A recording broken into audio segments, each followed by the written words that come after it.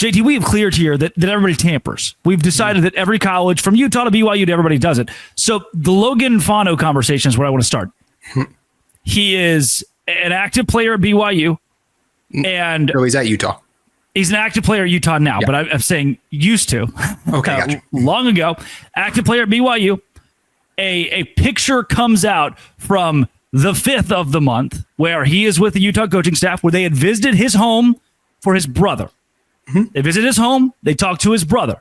The 6th, so he's an active BYU player at that point. The 6th, he enters the transfer portal, ends up at Utah after meeting with Kyle Whittingham. There are position coaches that had nothing to do with his brother and possibly more to do with Logan in that living room, which is like, sure, they're valuable recruiters, but there's something fishy there with, man, what were those position coaches doing in the room? So if we say that, where I'm going with this, if we say that tampering's happening everywhere, everyone's doing it, why are Utah fans so mad at BYU? Why are BYU fans so mad at Utah? Why are Texas Tech fans so mad? Colorado fans so mad? If everyone's doing it, is it not just something we kind of accept?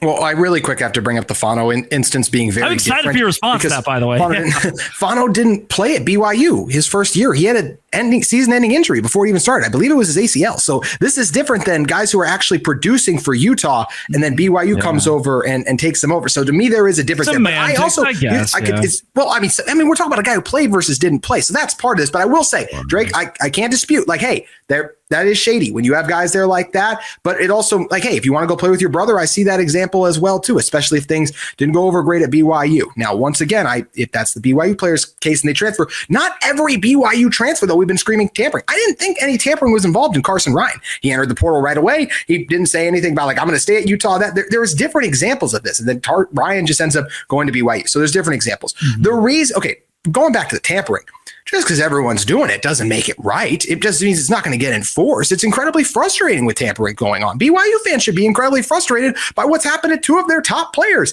Taggart and then the receiver whose name I just escaped me a moment ago. Like, those guys entering the portal, I would be shocked if they're not being tampered with. They were a part of a really successful BYU team last year. Are you trying to tick them off by forgetting Keelan Marion's name? The All-American? The All-American. Utah, we got our own issues right now with the wide receiver who also just entered the portal. So that's what I got. That's what they're dealing with too, which is another example of tampering. It very much seems like, as soon as he left, he was fine in the spring game, but it seems like, okay, there's all these reports coming out, positive momentum. He's wide receiver 1. He should be really happy at Utah. And then all of a sudden he's on the move. And you hear reports of tampering there as well too. And it's like, okay, well, where there's smoke, there's fire there. The reason everyone should not be for tampering, and once again, this is not even a Utah BYU thing. This is a college football thing, is tampering sucks. And a lot of things with the portal sucks. The thing we were all excited about with the transfer portal was players, Cam Ward going from, Washington State to Miami. That's a logical move, next step up, especially with what was happening to the Cougars last year where they were falling out of the P4 ranks, unfortunately. We used to be P5. But to me, now you have guys jumping across conferences. You even have a school like a Miami where, like, Carson Beck's leaving Georgia to go to Miami. That's never what the transfer portal, at least the best version of what we thought it could be, was going to be for too. So it just feels really icky what this is all transformed into. I just don't like the fact that we have guys, there's not as much loyalty in college sports, which I think really sucks. And it's not, once again, this isn't even just a Utah BYU thing. I think this is a thing all the Big 12 schools can relate to. Is there a solution?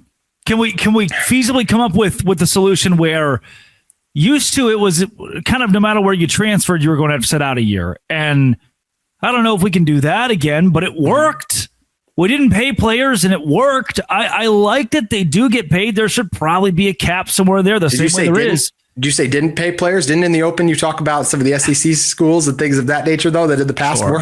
Sure, no doubt. I mean, yeah, and Cam Newton's $100,000 in the bagmen and all of that. And I think that now that's an even playing field. You're seeing schools like BYU who have very deep pockets taking advantage of that. And Texas Tech, and taking advantage to the point that, you know what?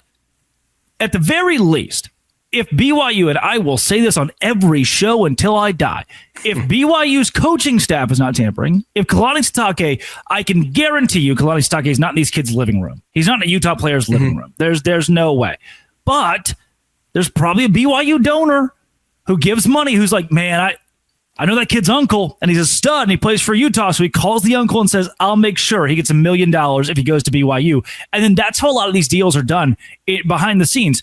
That needs to be that needs to be somehow mitigated. I know. There needs to be a way to police a lot of this, but what is the solution? We kind of accepted the SEC bagman thing, and the NCAA was like, we'll turn a blind eye, who cares? We're going to punish really anybody. But I don't know if there's a solution now that the cat is out of the bag. I agree. And I think one of the biggest problems is why in the world should the top SEC and Big Ten schools want there to be a solution when they have the ability to bring in the best players, when they can get a Caleb Downs from Alabama to come to Ohio State? Why should they want to cap this?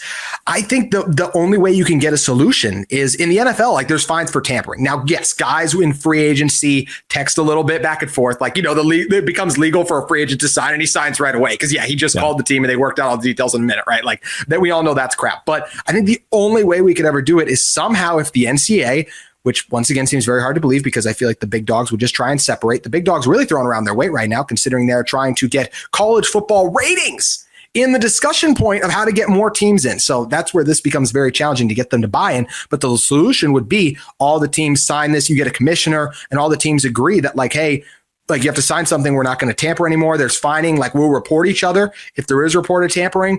You cut the agents out. I really don't like the agent thing. Like, I think this is something most people can agree on. I just don't like the agent thing. Like, if the guy's going to get an NIL deal, shouldn't he just be able to go and get that deal on his own? Why does he have to pay an agent to do it as well, too? It just seems kind of slimy in a way for an agent to come in and make money. So I'm just not a fan of that. But yeah, it feels like you could fix this if everyone was willing to buy in and get in line. But the problem with buying in and getting in line is it would level the playing field a little bit more, even with the drastic NIL resource difference, because then you have guys who get hurt, and then it's like, oh, well, we have a guy get hurt now, so now we can go throw money at someone else on their roster and get them out of the portal. I mean, Cal's running back Jaden Naughton, just Oklahoma just went up and bought him, and that was a wild thing. That's basically what all the reporting is saying. So it's really icky. I don't think you can get buy-in just because of how much control the top conferences have here, Drake. So I think it's really scary, but I wish that there was a way to, and hopefully they can try to figure something out. But the NCAA's got a lot of things going on in the courts too, so it just feels like this is only going to continue to get worse. And I'm curious to see, we have a situation now where Arkansas is trying to sue